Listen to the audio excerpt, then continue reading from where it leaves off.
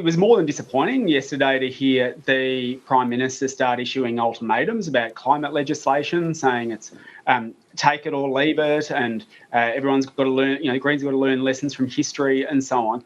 I think at this point in the political cycle, especially as we're embarking on, as I say, what could be a very good reforming parliament, the government has to choose whether it wants cooperation or confrontation. And for our part, for the Greens' part, we're willing to work together with the government, and we've done that in the past and seen some really good results. And I think, especially if the government recognises that although it might have a narrow majority in the House, it doesn't have a majority in the Senate. We're in an environment where less than 1 in 3 people voted for the government. In fact, Labor's vote went backwards at the election. There is a strong desire from people across the country, for people, including the government, to drop this kind of hairy-chested, take it or leave it, it's my way or the highway approach, and instead work across the aisle, especially on critical issues like climate. So it was that demand and that ultimatum that it's take it or leave it, especially on something so critical as climate, that I think risks misreading the desire of the Australian people for this new parliament to work together. Okay, I might step you through some of the key points that might be available for negotiation or at least discussion. Before I get there, though, just a practical question. Have you yet sought or obtained any sort of in-depth, rather than exchanging of pleasantries, in-depth conversation with the Prime Minister about how the Greens and Labor government might fit together? Look, we've had some short discussions with ministers and prime ministers and the Prime Minister since the election. And look, I think there, certainly amongst some of the people that we've spoken to, there is a desire for an understanding that to get things done in this parliament, especially to get things through the Senate, the Greens are going to be needed. And I welcome that. As we start to see the details of the government's agenda and they announce their priorities, I hope that when Parliament resumes, that we can choose cooperation rather than the ultimatum approach that seems to be emanating from the government at the moment. And if we do, I think this could be a really good parliament and we could get a lot done. Yeah, well, all right. On the climate bill then, we haven't actually seen it yet, but we have heard Chris Bowen outline its core principles: 2030 target, 2050 target, monitoring and reporting regularly.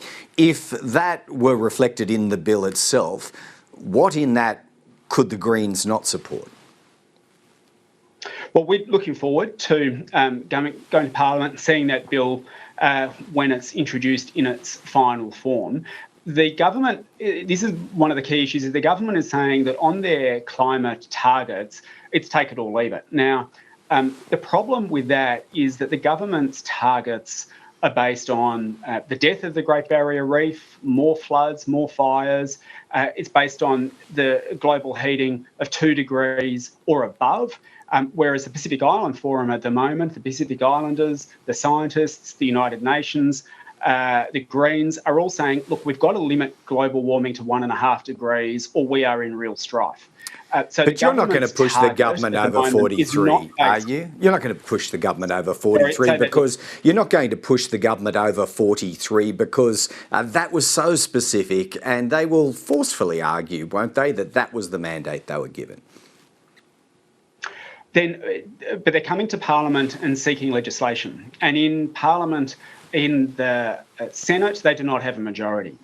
So they might have a mandate to get their legislation through the lower house. But in the Senate, we're going to need to work together. Now, I think people are up. I think one of the lessons from the election, as you saw, Labor's vote go backwards, the Greens' vote go up, independents who want climate action go up, is that people want more ambitious climate action than is on offer from Labor or Liberal.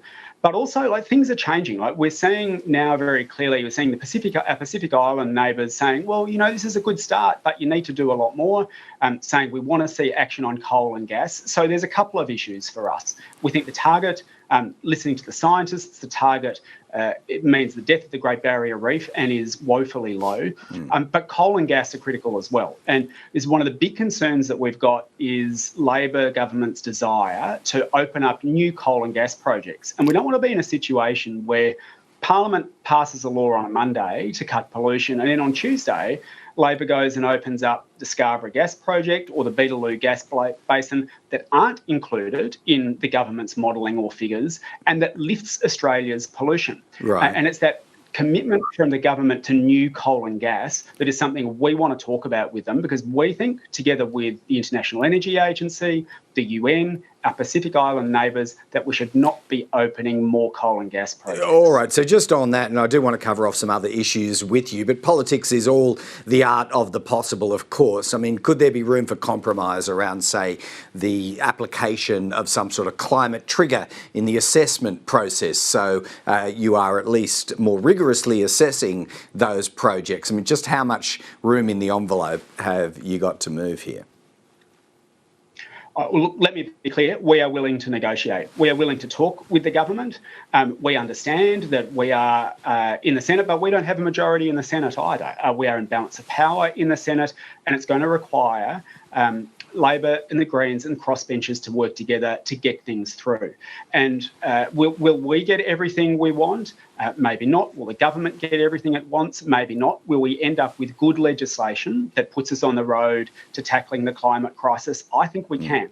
So we are willing to talk, but we need to be talking about coal and gas, about these new 114 new coal and gas projects that are in the pipeline that aren't accounted for in the government's targets. One of them, for example, the Beetaloo project, will lift Australia's pollution by up to 13% alone. So at a time that we're talking about cutting pollution, they want to add to the problem.